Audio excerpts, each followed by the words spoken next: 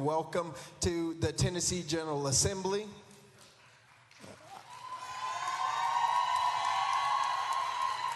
And on January 7th, I went to a commemoration of Mr. Tyree Nichols.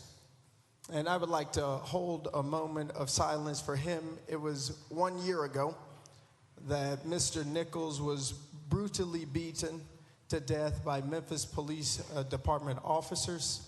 And his family continues to mourn. Many in the community helped to pass ordinances locally, including his parents. And I saw the mayor, even the chief of police there, honoring his life. And so I would like to take a moment of silence to remember Mr. Nichols and all of the victims of police brutality and violence in our state.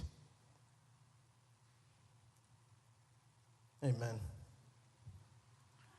Representative Jones. Thank you, Mr. Speaker. I was rising to see if it was appropriate to make a parliamentary inquiry at this time. No, it's not. Representative Jones, we're under welcome and honoring. All right, well, thank you, Mr. Speaker. I would like to welcome the people back to the People's House. Because as we open session, they are here to be witnesses and defenders of the fragile democracy that some would like to destroy. I would also like to point out that half of the gallery has been sold to the highest bidder. That in order to sit in this side of the gallery that has many seats open, you have to have a special ticket or be a lobbyist.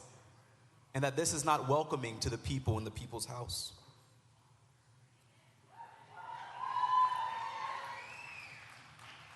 This is not how democracy works.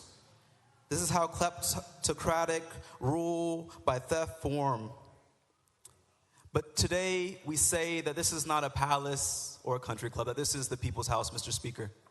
And so I want to welcome the people from my district, but from your district as well, into their house to look at the process, to shine light on the wrongs that may occur here. And I would like to end with a quote by Václav Havel that says, "The only way to deal with dictators is to deprive them of power. And the only way to ensure that this power is never exercised again is to establish democratic control over it." And so again, I want to welcome the people into the People's House because you are the only protection we have from turning this place into a dictatorship.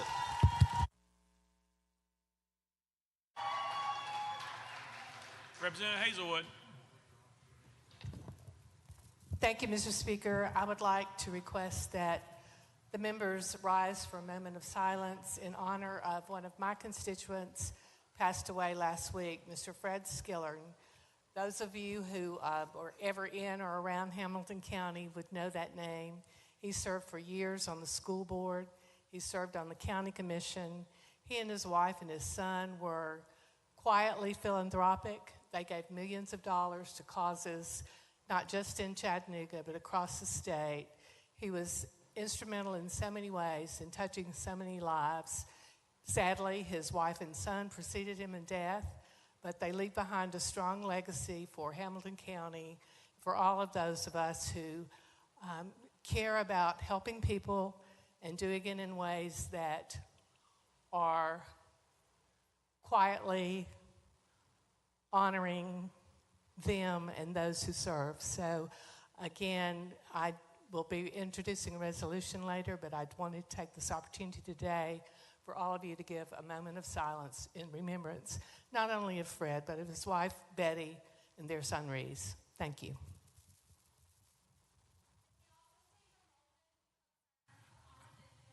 Objection in the balcony. Mr. Trooper, please remove the protester from the front row who interrupted.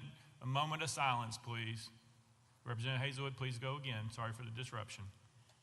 Thank you again. I would just ask for just your attention and your silence in honor of Fred Skillern, his wife Betty, their son Reese, and in recognition of all that they have done for their county and their state to make it a better place for all of us. Thank you. Thank you, Mr. Speaker. Thank you. Representative Williams. Thank you, Mr. Speaker. You and I have a constituent that we share in Putnam County who was a member of the Blue Devils, who celebrated his 100th birthday on Sunday. He was a Bronze Star winner and a Purple Heart winner. and he and his Blue Devil buddies pushed a real German dictator out of Italy, and for he and his friends, we will forever be grateful. His name is Ross Williams. I hope you will make him his 100th birthday feel welcome. Thank you.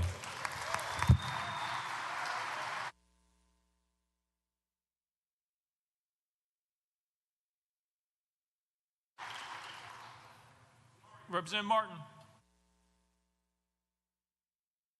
Thank you, Mr. Speaker.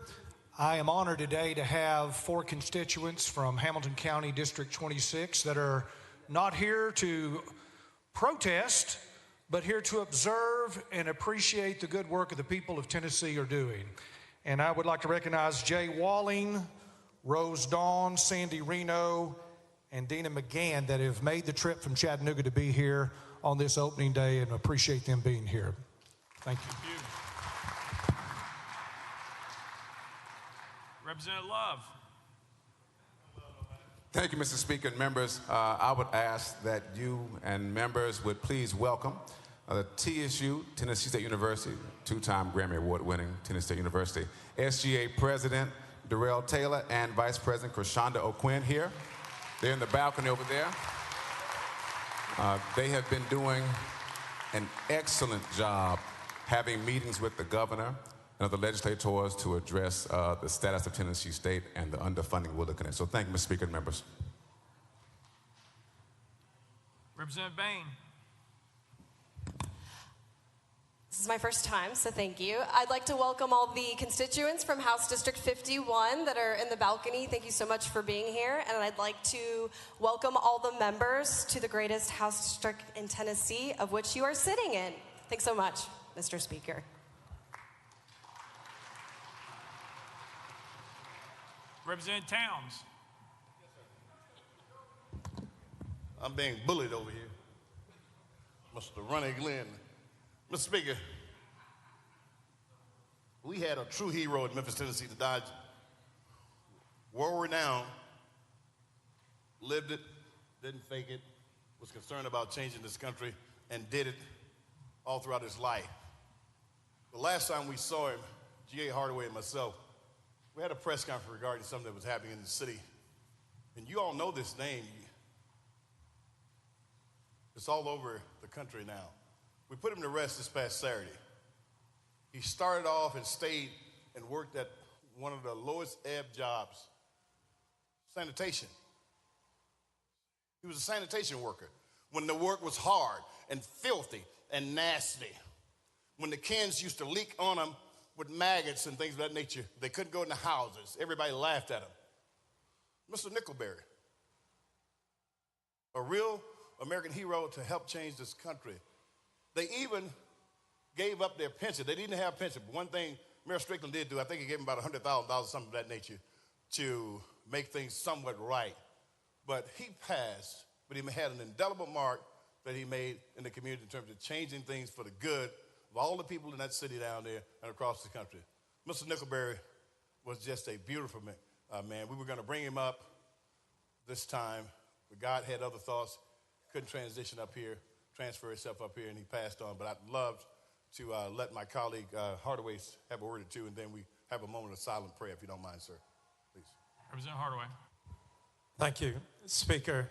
And I think Representative Towns has said what needs to be said. I think the only other thing to note is most of, if not all of the changes that you've seen coming out of the 1968 sanitation workers strike would not have happened without the sanitation workers.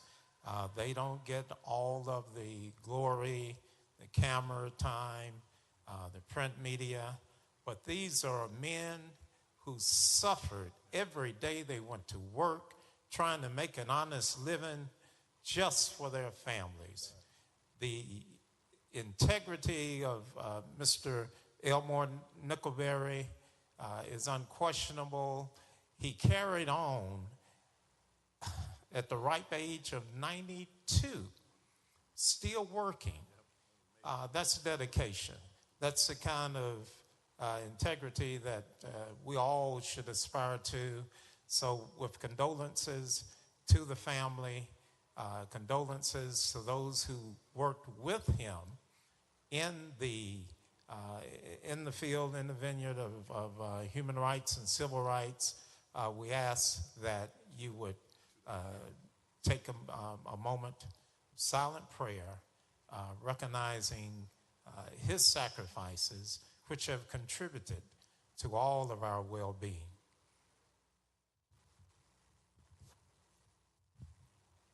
Amen. Thank you, members. Representative Johnson of Knox. Thank you, Mr. Speaker. I'd like to welcome the folks that are here from Knoxville. Very excited that they're here today, folks from Indivisible and Change Tennessee, and they're also here to observe. I'd like to also welcome the First Amendment into the Capitol. Representative Kiesling. Thank you, Mr. Speaker. Mr. Speaker, we lost, I'd like to ask the members, our family lost just recently, my father-in-law, Janice, of course, the family and the Mullins family, Forrest Mullins, 91 years young. We celebrated a life. He had a good life. He had many friends, and it's just been a tough time for us. And if you would, I would like to take a moment of silence, if we could, to remember him, Mr. Speaker. Thank you. Thank you. Next order, Mr. Clerk. Introduction of resolutions. Lear Lamberth, you're recognized. Thank you, Mr. Speaker. Move that all resolutions properly filed be introduced pursuant to Rule number 17 and placed on the consent calendar, referred to the appropriate standing committee. Without objection, so ordered. Next order, Mr. Clerk. Senate joint resolutions congratulatory memorializing. Lear Lamberth, you're recognized. Thank you, Mr. Speaker. Move that all Senate joint resolutions congratulatory memorializing lying on that has to be placed on the consent calendar pursuant to Rule number 17. Without objection, so ordered. Next order, Mr. Clerk. Resolutions lying over. Lear Lamberth, you're recognized. Thank you, Mr. Speaker. Move that all resolutions lying over be referred to the appropriate standing committee. Without objection, so ordered. Next order, Mr. Clerk. Introduction of bills. Lear Lamberth, you're recognized. Thank you, Mr. Speaker. Move that House Bills 1,535, 1,554, 1,574 through 1,580, and 1,583 through 1,708 be introduced and passed on first consideration. Without objection, so ordered. Next order, Mr. Clerk. Senate bills on first consideration, Senate bills on second consideration, House bills on second considerations, petitions and memorials, reports from standing committees, reports from select committees, calendars, unfinished business. Thank you, Mr. Clerk. Unfinished business. Representative Littleton, you're recognized. Thank you, Mr. Speaker. I move that the rules be suspended for immediate introduction and consideration of HJR 705. Mr. Clerk, read the caption. House Joint Resolution 705 by Chair Lady Littleton, a resolution to recognize Sergeant Dedrick Grimes of the Tennessee Highway Patrol on the occasion of his retirement. You've heard the caption. Any objections? Seeing none. Without objection, the rules are suspended. Representative Littleton. Thank you, Mr. Speaker. I move adoption of HJR number 705. Representative Littleton moves adoption of House Joint Resolution 705, properly seconded. Any objection to the question? Seeing none. All those in favor of House Joint Resolution 705 say aye. Aye. All those opposed say no. The ayes have it. I declare it adopted without objection. The motion reconsiders table. Representative Camper, you're recognized. Thank you, Mr. Speaker. Mr. Speaker, I move to withdraw House Joint Resolution 701 from the committee and the House. You've heard the motion. Any objections? Without objection, so ordered. Representative Warner, you're recognized. Thank you, Mr. Speaker. I move to withdraw HB 977 from the committee and the House. You've heard the motion. Any objections? Without objection, so ordered. Representative Williams, you're recognized.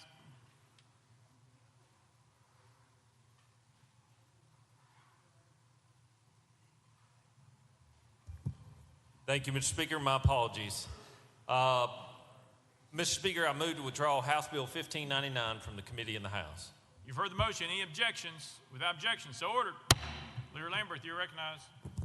Thank you, Mr. Speaker. After consultation with the minority leader, I move that House Bill 1030 be set for tomorrow's regular calendar. You've heard the motion. Any objection? Without objection, so ordered.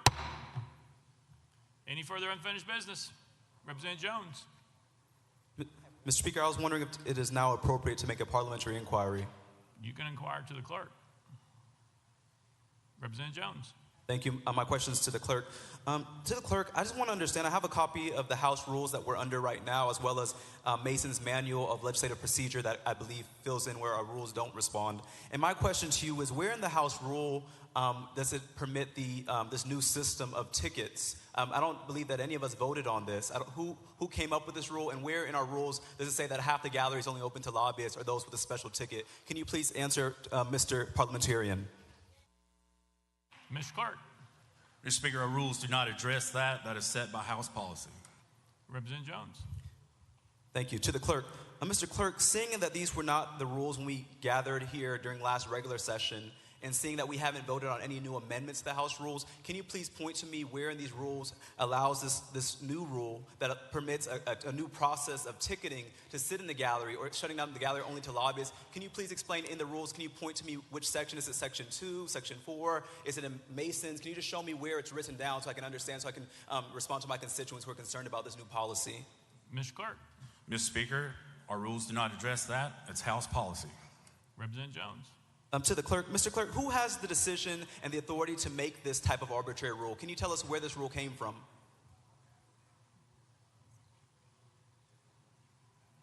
Mr. Clark.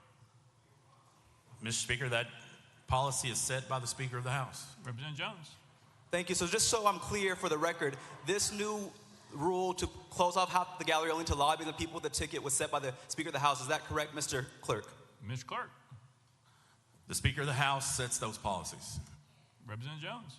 Is there any process within our rules to override this arbitrary decision by the Speaker? Because it was made, this is still a democratic body, and I don't believe that we have kings or queens here. So is there a way for the body to override this very unconstitutional, I would say, rule where you have to pay to sit in the gallery or be a lobbyist or have a special ticket? Mr. Clark. Mr. Speaker, the rules allow the Speaker to set other guidelines for decorum. Representative Jones. Under the definition of decorum, is making it so that only people can afford to be lobbyists or have a special ticket, is that a way to maintain decorum by shutting off the gallery to only those who can afford to be there?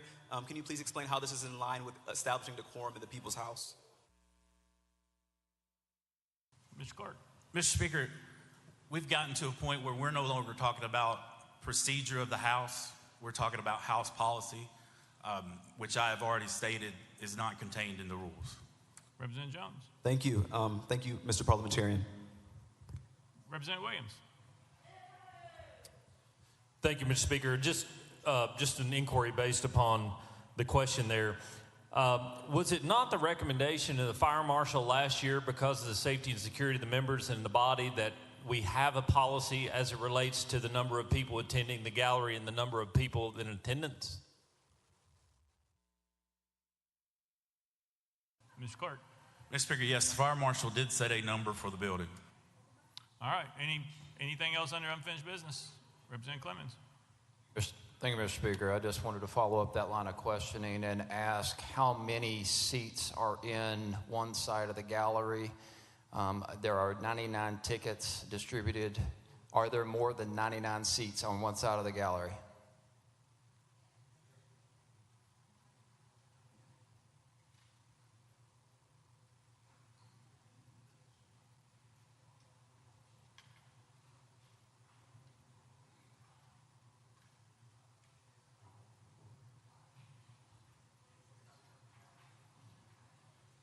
Mr. Clark.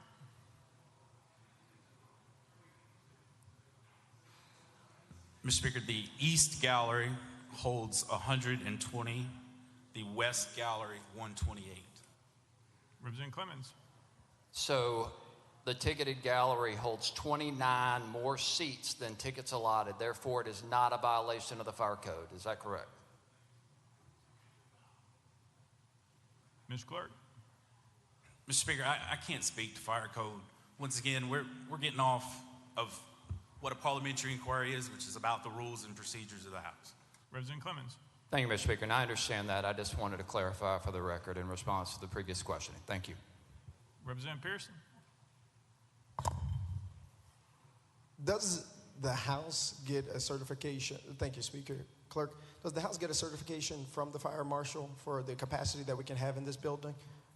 Thinking about our safety in this House. Mr. Clerk. Mr. Speaker, once again, that's not a parliamentary inquiry as it relates to our rules and the procedures of the House.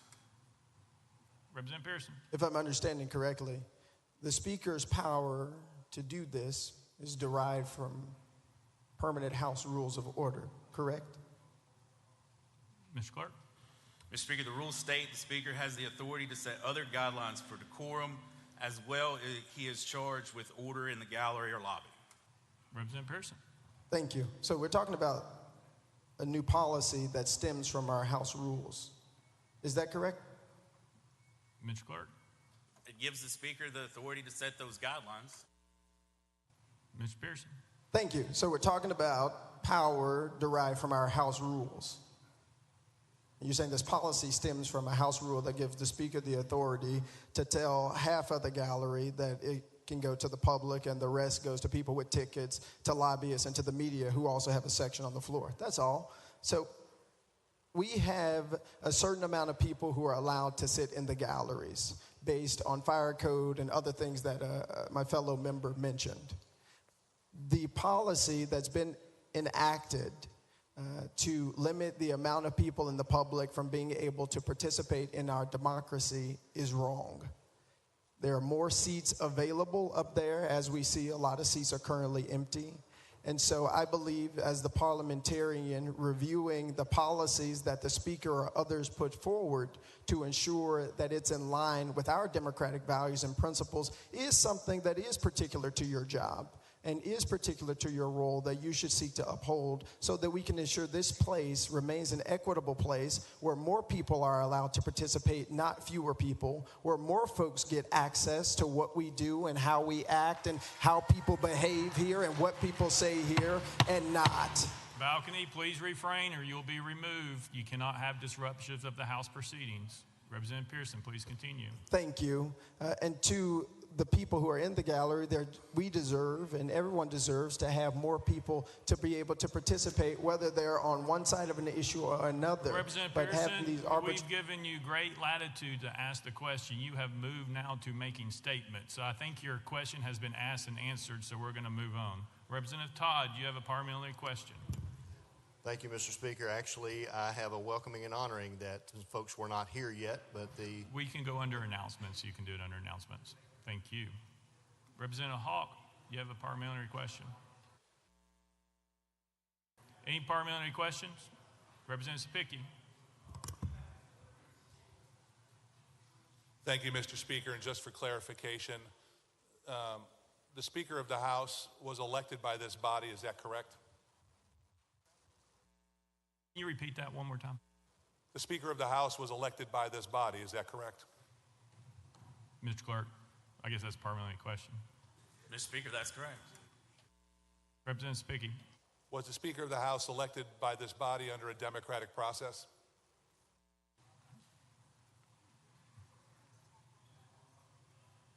Mr. Clerk.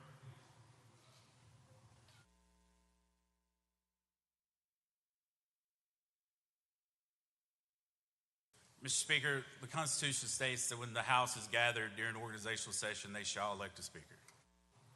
Representative Spicky. And then just for clarification, therefore the Speaker is elected by this body.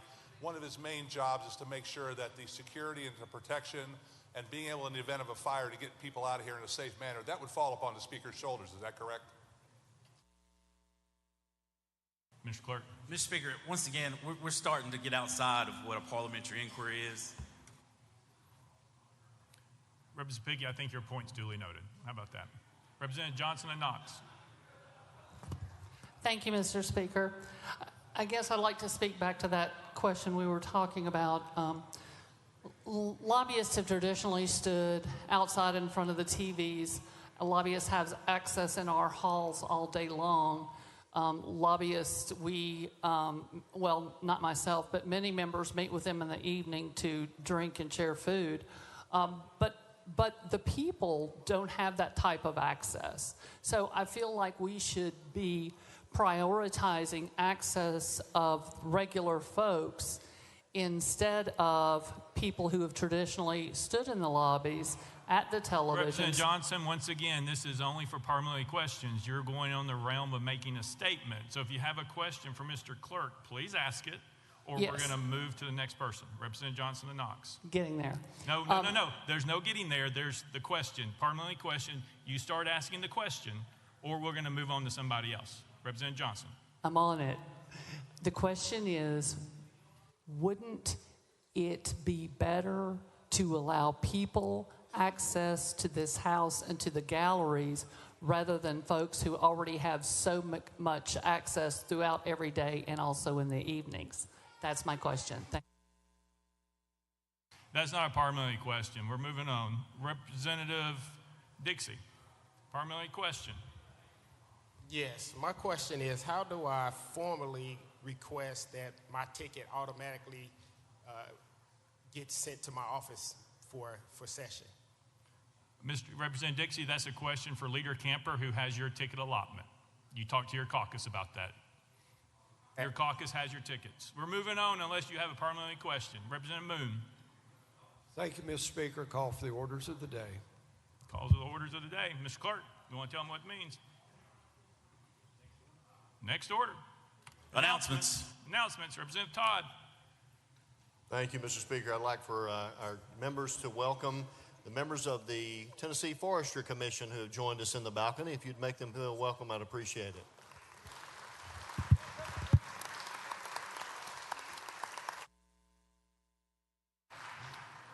Representative Parkinson. Thank you, Mr. Speaker. Members, we have an annual tradition here in this body where we take care of and welcome our interns. The name of this annual tradition is Ties for Turns. We are now accepting ties for our interns for our annual Ties for Turns in Office 419. If you have ties that you would like to donate, we are happy to accept them, and we will let you know what that date is for Ties for Turns in every single upcoming session. Just thought I'd let you know. Thank you very much. Thank you, Mr. Speaker. We look forward to it, and we look forward to getting your tie, Mr. Speaker. Look at that, right on time. Thank you, sir. See, that's how it's done. Give them a round of applause. Awesome. Thank you. Way to go. Thank you, sir. Representative Littleton. Thank you, Mr. Speaker. The American Red Cross is having a shortage in blood, so a blood drive is being held tomorrow, January the 10th, from 9 a.m. to 3 p.m., 9 a.m. to 3 p.m., in the Cordell Hall on the 8th floor. And we ask that you donate, as blood products are currently going to the hospitals faster than blood donations are coming in. Thank you. Chairman Faison. Thank you, Mr. Speaker. Mr. Speaker, I was wondering if the gentleman from Shelby County with ties for turn would be willing to go on the record and say that he will not personally benefit or take any of the ties that are brought to his office this year.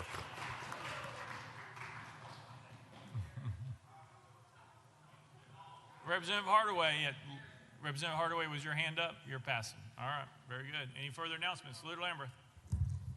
Thank you, Mr. Speaker. And I know we've already had a spirited discussion on procedures in here, and tomorrow we'll be discussing some rules amendments that have come through the Rules Committee. Every member has been provided a copy of the report of the Select Committee on Rules. Members should be prepared to vote on the report during session tomorrow and debate the rules proposals therein. Thank you. Thank you. Next order, Mr. Clerk. Roll call. Roll call.